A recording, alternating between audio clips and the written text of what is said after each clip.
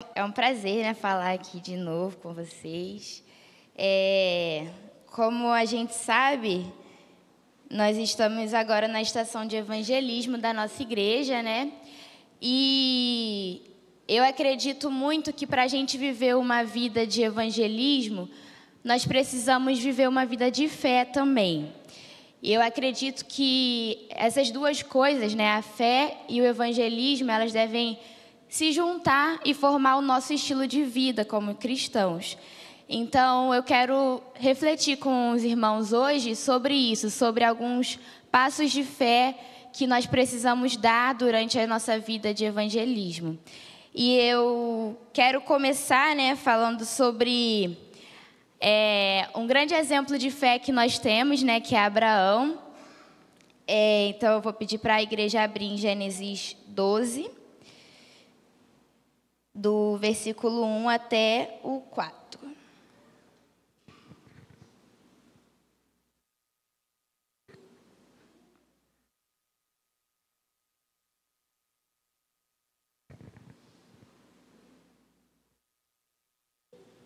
Amém. Diz assim: O Senhor disse a Abraão: saia da sua terra, da sua parentela e da casa do seu pai, e vá para a terra que lhe mostrarei. Farei de você uma grande nação, e o abençoarei e engrandecerei o seu nome.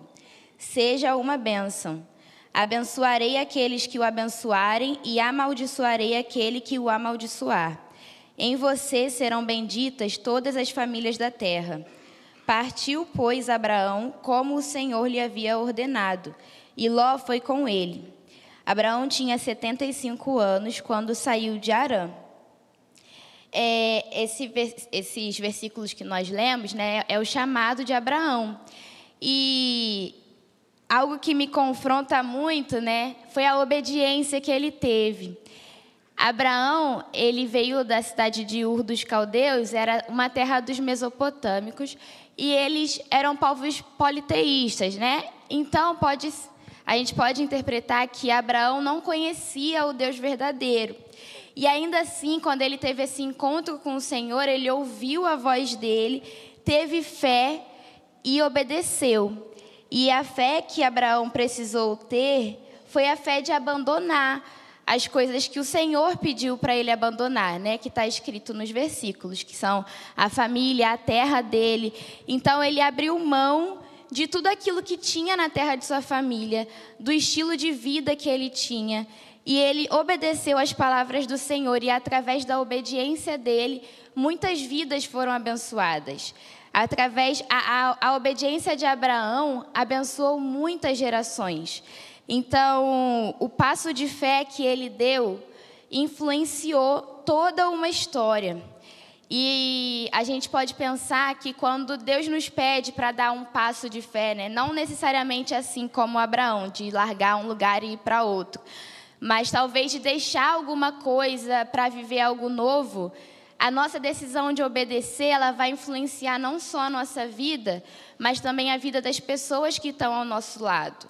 E o futuro também. Então, isso quando eu estava escrevendo, eu estava refletindo um pouco nas minhas ações de vida. E eu lembrei do dia que eu voltei da ETED, lá em janeiro. Quando eu voltei, a minha família estava toda reunida e já era algo que eu não estava esperando, porque eu cheguei muito tarde. E aí eles estavam todos reunidos na casa da minha avó. E eles fizeram uma coisa que eu não gosto muito, né, porque eu fico envergonhada, mas estava cada um falando alguma coisa que essa minha decisão impactou na vida deles. E isso era algo que eu não esperava e nem imaginava, que eu deixar as coisas aqui e avançar para onde Deus tinha me chamado para ir, né, ter fé naquilo que o Senhor tinha colocado no meu coração para fazer, iria impactar a vida da minha família. E foi algo que eu percebi, né, que as nossas decisões de crer na palavra que o Senhor falou com a gente, daquilo que Ele pediu para a gente deixar e obedecer, vai influenciar outras vidas e não só a nossa. Eu acho que isso é muito importante da gente pensar antes de tomar as decisões e aceitar obedecer aquilo que o Senhor está nos chamando para fazer. E aí, como eu falei antes, né, Abraão, ele não conhecia o Deus verdadeiro que a gente conhece, e ainda assim ele teve essa obediência, né? Aí uma reflexão, né, uma pergunta para a gente pensar. Será que nós que conhecemos esse Deus, né, vivemos com Ele, nós estamos tendo essa obediência de Abraão, de deixar aquilo que Deus está pedindo para a gente deixar, de viver o novo do Senhor que Ele tem para a gente? Um segundo passo de fé, né, que eu quero falar com a igreja, está lá em 2 Reis, no capítulo 5.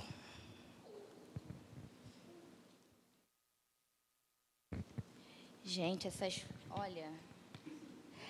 gente, é porque eu não gosto de celular, essas coisas, não enxergo muito bem, não. Eu prefiro folha, só que aí atrapalha tudo, né? Acontece.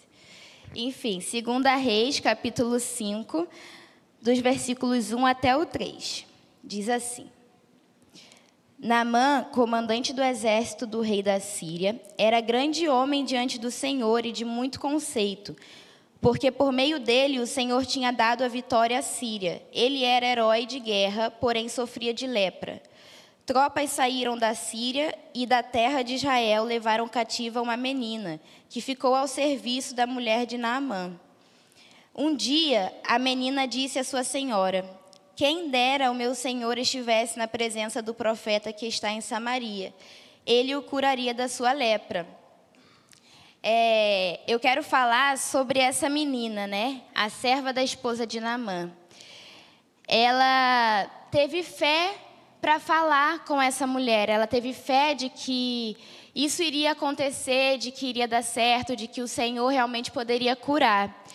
Então, a gente sabe, né, o que está escrito no texto, que ela foi levada da terra dela, então ela estava vivendo em terras estrangeiras, convivendo com pessoas estranhas, e ela era uma menina, né, então ela era bem jovem.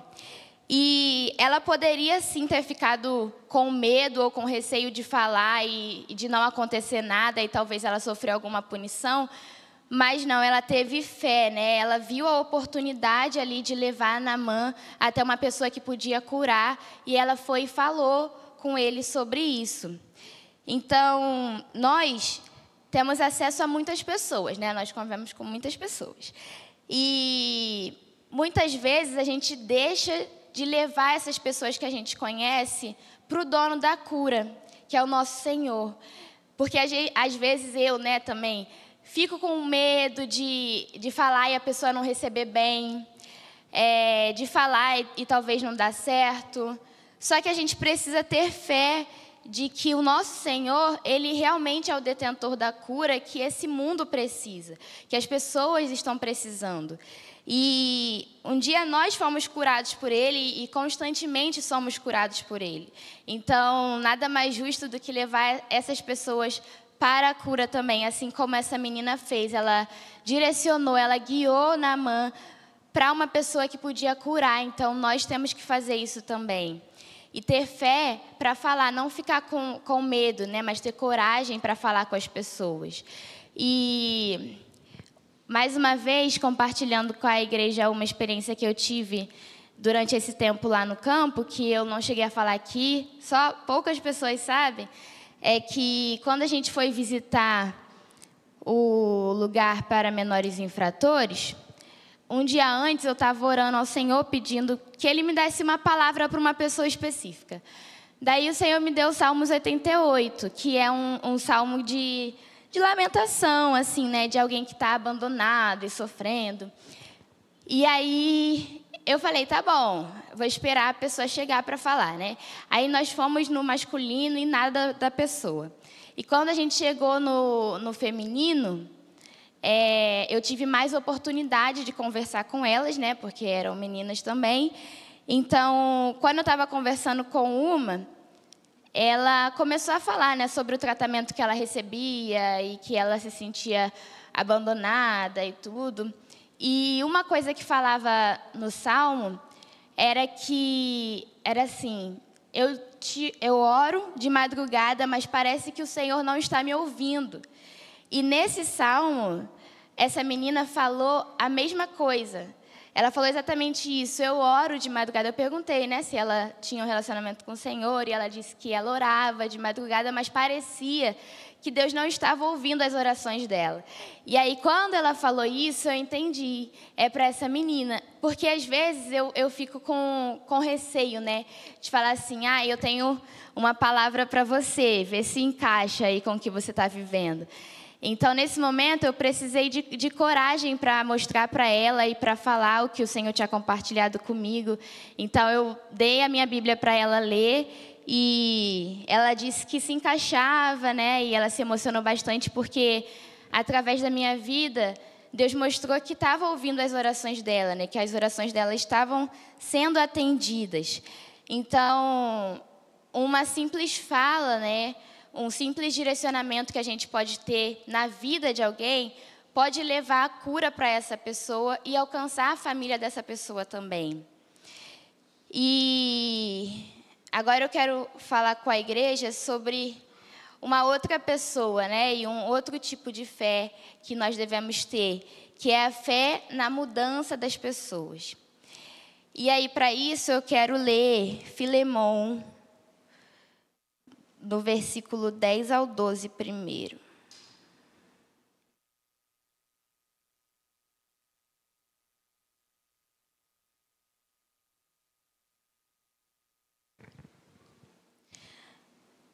Diz assim: faço um pedido em favor de meu filho Onésimo, que gerei entre algemas. Antes ele era inútil para você. Atualmente, porém, é útil para você e para mim. Eu o estou mandando de volta a você. Ele, quero dizer, o meu próprio coração. E agora eu quero ler os versículos 15 e 16. Talvez ele tenha sido afastado de você temporariamente, a fim de que você o receba para sempre. Não como escravo, mas como muito mais do que escravo, como irmão caríssimo, especialmente de mim e com maior razão de você, quer como ser humano, quer como irmão no Senhor. Essa carta foi escrita por Paulo, né, para Filemão, e foi escrita enquanto Paulo ainda estava preso. E ela é como uma espécie de pedido de perdão e reconciliação entre Filemão e Onésimo, porque Onésimo ele era escravo de Filemão. Não se sabe ao certo o que ele fez, mas algumas pessoas dizem que ele roubou algo da casa de Filemão. E aí ele fugiu. Só que nisso que ele fugiu, ele encontrou com Paulo, que também não tem muita coisa que diga com certeza como que aconteceu tudo isso, mas ele encontrou com Paulo e nesse período foi onde Paulo aproveitou para evangelizar ele, né? Então Paulo pregou para Onésimo e ele foi transformado, ele teve a sua vida transformada. Então, a partir do momento que ele teve esse encontro com o Senhor e teve essa transformação de vida, ele voltou para Filemão para fazer aquilo que a palavra diz, né? Que é se reconciliar com os seus irmãos. Então, acredita-se também que Filemão recebeu essa carta pelas próprias mãos de Onésimo. Então, Onésimo, eu acredito que ele tinha duas opções. Uma era não acreditar na transformação. Aliás, Filemão tinha duas opções. Uma era não acreditar na transformação de Onésimo. E a segunda era acreditar que ele tinha sido transformado e receber ele de volta. Receber ele ali na congregação, na igreja que tinha na sua casa. E eu penso que ele escolheu ter fé de que o evangelho transformou a vida de Onésimo e recebeu ele de volta na sua casa. Então, a gente pode ver que quando Onésimo teve esse encontro verdadeiro com o Senhor, ele teve a sua vida transformada.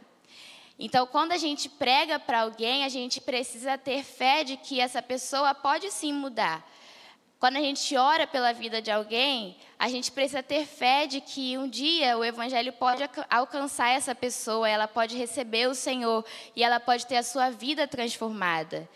E aí eu fico pensando, né? Quantas pessoas vêm na nossa mente quando a gente pensa em alguém que é improvável de aceitar Jesus e de ter a sua vida transformada? Quantas pessoas a gente já deixou de falar sobre aquele que nos transformou por julgá-las improváveis de mudar? Quantas pessoas nós já fechamos a porta da nossa casa por não acreditar na sua verdadeira transformação? Na minha mente, né, vem muitas pessoas, e infelizmente, né? Mas a gente pode ver nas ruas, nos lugares que a gente frequenta, né? Muitas pessoas que estão clamando e pessoas que estão ansiando por isso, né? Ansiando em receber esse amor do Senhor. E às vezes a gente passa por elas e fecha os nossos olhos, né? Às vezes a gente convive com elas e fecha os nossos olhos. E eu quero que hoje a gente possa sair daqui crendo e tendo fé de que o Senhor e que o Evangelho de Deus, ele realmente transforma vidas. Quando a gente falar com alguém, que a gente possa ter essa fé de que a nossa fala, de que o Senhor vai falar através de nós, vai alcançar essa vida. Então, resumindo tudo que eu falei, né? Que a gente possa sair daqui e continuar a nossa caminhada de fé como a de Abraão, né? Confiando, deixando aquilo que o Senhor nos pediu para deixar e avançando para aquilo que Ele tem de novo para a nossa vida, porque isso vai impactar não só a gente, mas as vidas ao nosso redor. E que a gente, ao ter uma oportunidade de falar do Senhor com alguém, que a gente possa abrir a nossa boca mesmo, sabe? Falar aquilo que o Senhor colocou no nosso coração e não desperdiçar essa oportunidade que pode ser rara.